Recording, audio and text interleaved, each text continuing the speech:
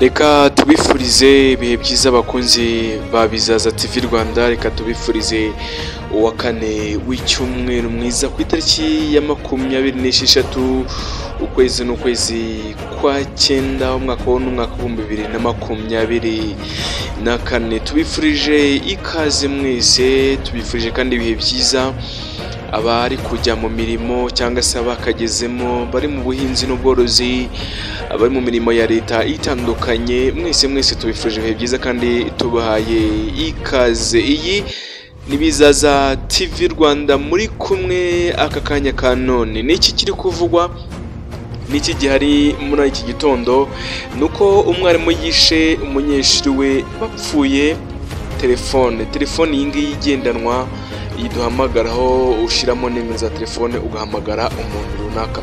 Muri Tanzania rero mu ntara ya Kagera, umwarimu witwa Adrian Ticwa w'imyaka 36 y'amavuko wigisha ku ishuri ribanza rya Igurwa yatawe muri yombi na polisi akurikiranyweho kwica umunyeshuri witwa Fares Ibuberwa wigaga mu mwaka wa 3 kuri iryo shuri, ariko mu yisumbuye yo hejuru cyane. Komanda rero wa polisi mu ntara ya Akagera Brasius Chatanda yabwiye ikinyamakuru Mwananchi yandikirwa hariya muri Tanzania ko uwo mwarimu usanzwe atuye ahitwa Kanoni Karagwe, bivuga ko yafashe uwo mwana umunyeshuri agatangira kumukubita ingumi nyinshi cyane mu gahanga, ndetse akamukubitisha icyuma cya ferabeto ku maguru no ku maboko, amushinja ko yamwibye telefone igendwa. Numva ko muri Tanzania ibintu bitoroshye cyane, ko no muri iyi minsi ikintu cyo gukubita ku mashuri, murabizi ko no mu Rwanda bimwe byagiye bivugwa ku munyeshuri yahohotewe mu buryo bumwe cyangwa se ubundi, kandi no muri aka karere k'ibiyaga bigari ndetse na East Africa bikunze kuvugwa cyane, kumva ko umunyeshuri aba yakubiswe mu buryo bumwe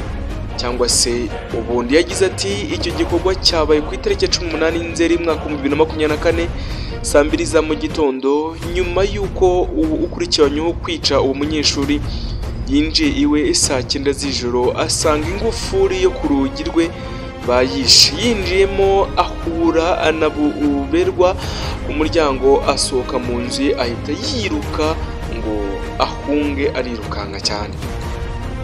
Akomeza agira ati rero uwo mwarimu yahise amwirukaho aramufata.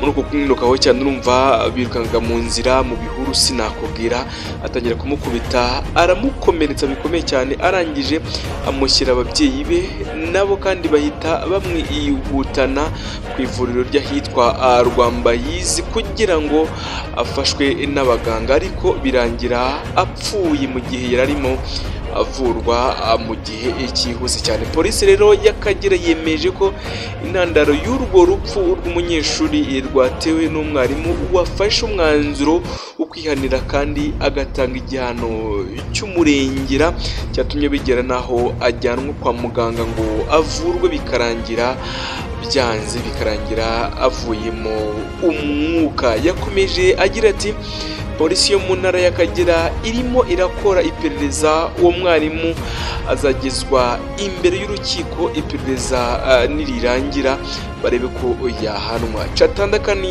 yaboneyeho kandi umwanya wa kwibutsa abaturage kureka ingeso yo kwihanira, ahubwo bakajya bakurikiza inzira ziteganywa n'amategeko igihe bafite abo bakeka ko babakoreye ibyaha runaka. Yagize ati polisi yo mu ntara y'Akagera ntizahwema gukurikirana uwo ari we wese uzica amategeko, kubera ko nta muntu n'umwe uri hejuru y'amategeko. Urumva ko ibintu biba bitoroshye, ibintu biba bitoroshye habe na gato, kumva ko umwana w'umunyeshuri yakicwa, yavutswa ubuzima, nyamaza hari amategeko abagenga, hari amategeko ahana uwakoze icyaha runaka. Uwo kandi uba wakoze ibyaha abakwiye kuba yahanwa, ariko rero nawe iyo wihaniye ugasanga ugiye kwihanira birenze amategeko, usanga ari weho ubigendeyemo, ugasanga ari weho rwose bigiye nyuma cyangwa se ukumva ko